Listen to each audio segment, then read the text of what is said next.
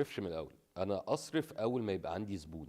يعني احنا دايما عندنا ترم كده اسمه كريتيكال ماس، على حسب طبعا نوع البيزنس اللي انت بتشتغلي فيه او النشاط اللي انت بتشتغلي فيه. لازم تبقي عارفه الكريتيكال ماس ده بالنسبه لك يعتبر كام زبون بيستخدموا الخدمه. تمام. تمام، او كام زبون بيستخدموا الخدمه باستمرار، يعني بيكرروا استخدام الخدمه. ممكن يبقى عندك 100 زبون، ده مش لازم يبقوا كتير، ممكن يبقوا 100 زبون بس كل واحد فيهم بيستخدم خدمتي 3 مرات في اليوم او اربع تمام. مرات في اليوم.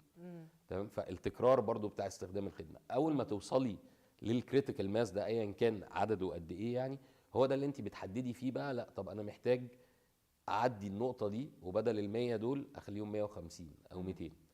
هنا بتتدخلي بالصرف. لكن الصرف اللي بيحصل في الاول على ليفل اي نشاط هو بس براند اويرنس، لان انت ما بتقدريش تقولي كل حاجه، وخاصه لو خدمه جديده. تمام. فانا النهارده مثلا عندي، انا اول ما ابتدينا انا